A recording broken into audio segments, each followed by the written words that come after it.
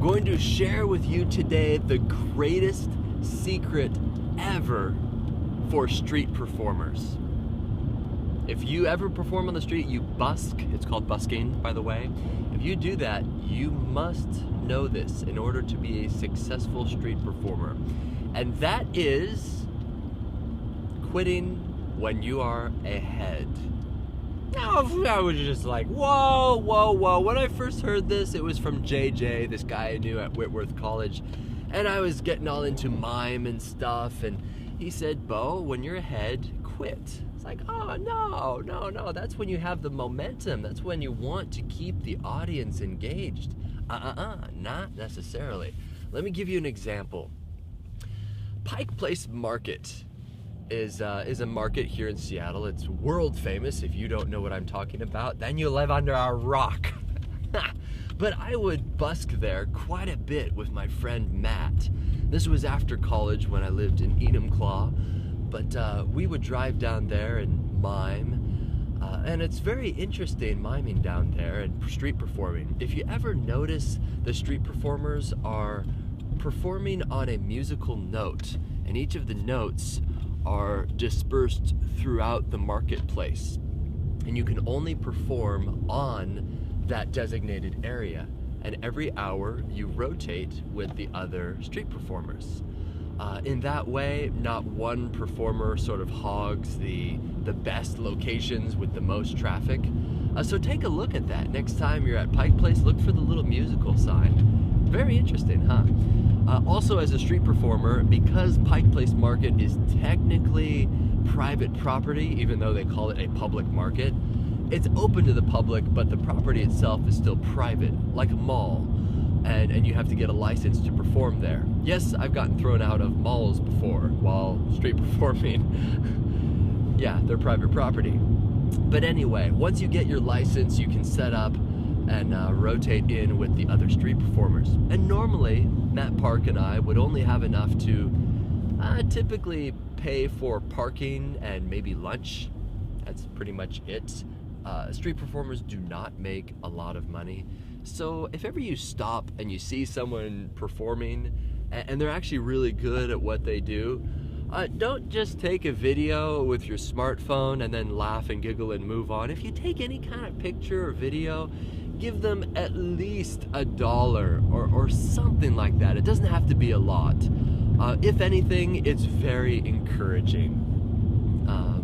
Yeah, so anyway, Pike Place Market, street performing, very demanding, doing that all day long, dealing with all sorts of crazy people and also non-crazy people. One of the neatest experiences ever was when Matt and I were miming, and this girl came up and she started miming back to us, and we would mime back to her, and we had this whole conversation, and we introduced ourselves with no words whatsoever. I introduced myself as Beau. This is Matt, which Matt, by the way, is really a lot of fun to mime. Like, welcome Matt, wipe your feet. And she was like, oh, but she didn't say anything, which is very, very weird when you're miming and someone doesn't say anything to you, because they immediately they adopt your attributes, which is mimes cannot talk, and they feel that they cannot talk either. It's like, no. You won't believe how many times I want to say, I can still hear, you can still talk to me, it's just I can't talk to you. It's the weirdest thing ever.